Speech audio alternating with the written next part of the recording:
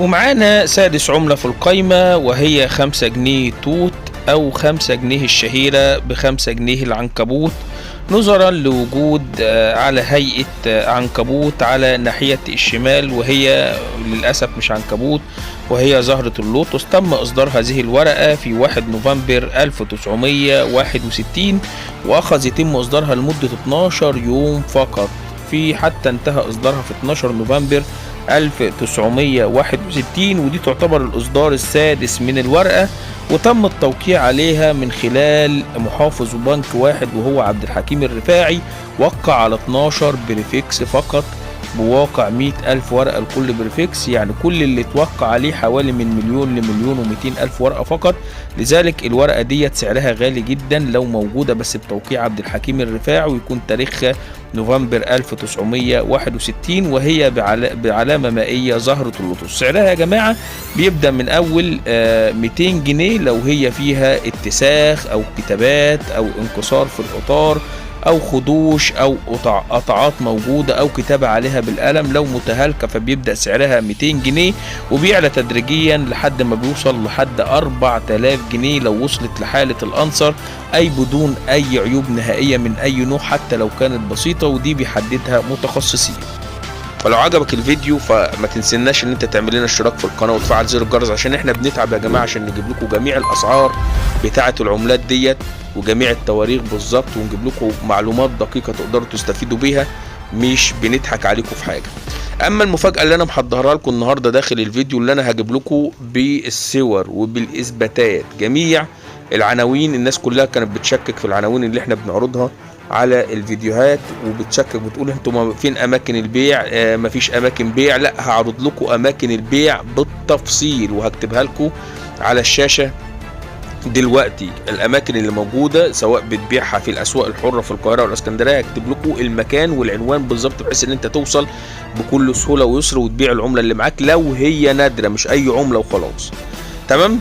بالاضافه كمان ان هجيب لكم كمان صور الجروبات والمزادات اللي بنعقد عليها. المزادات جروبات في الفيسبوك بنعقد عليها مزادات برضو بتعرض العمله وبيتم تقييمها وبتعرض عليها مزاد، ولو هي غاليه بتبيعها بسعر جد. هجيب لكم صور لبعض المزادات والجروبات ديت عشان تبحثوا عليها وتخشوا عليها بسهوله في اماكن البيع. دلوقتي كده خلصت كل ما يتعلق عن العملات. جه الدور دلوقتي ان انت لو معاك العملات اللي احنا بنقول عليها ديت او اي عملات اخرى تقدر تبيعها فين؟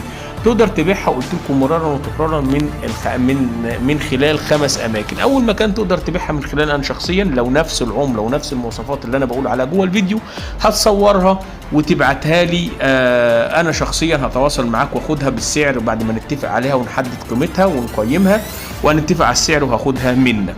تقدر تبيعها ايضا من خلال 4 اماكن. اول مكان من خلال الاسواق الحره اللي موجوده في الاسكندريه وفي موجوده في القاهره. في موجود سوق في القاهره بينعقد كل يوم سبت يسمى سوق ديانه جنب سينما ديانه في شارع عماد الدين الالفي، بينعقد كل يوم سبت من الساعه 8 صباحا حتى الساعه 5 مساء. ايضا في سوق بينعقد في الاسكندريه في منطقه ميامي جنب كافيه صيام، بينعقد كل يوم 4 من الساعه 8 حتى الساعه 5 مساء.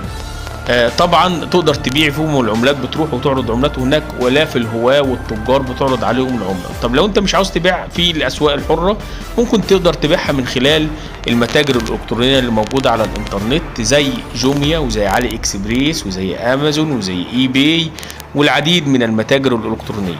ايضا تقدر تبيعها من خلال الجروبات اللي موجودة على الفيسبوك، وهناك العديد من الجروبات اللي موجودة على الفيسبوك اللي مخصصة لبيع العملات النادرة والشحيحة، وبيتم عقد عليها مزادات بصفة مستمرة، بتعرض عليها العملة وبتواصل معاك آلاف الهواة والتجار، ولو العملة بتاعتك نادرة بتجيب سعر كويس بيبدأوا يتواصلوا معاك وبياخدوها منك بسعر غالي جدا.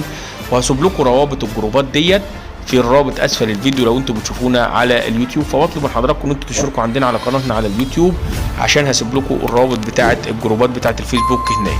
ايضا تقدر تبيعها من خلال رابع مكان، وهي من خلال موقع يسمى موقع اوليكس. موقع اوليكس دي تطبيق بيتم تنزيله على التليفونات المحموله، موجود عند كل الناس، في فئه موجوده لبيع العملات النادره والشحيحه على هذا الموقع اللي هو موقع اولكس، بتعرض العمله وبتواصل معاك ارضه الاف التجار والهواه بيشتروا منك العمله لو هي نادره. انا كده خلصت يا جماعه كل ما يتعلق عن الفيديو.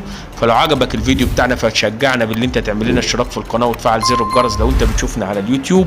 اما لو انت بتشوفنا على الفيسبوك فتعمل لنا لايك وشير ومتابعه. والسلام عليكم ورحمه الله وبركاته.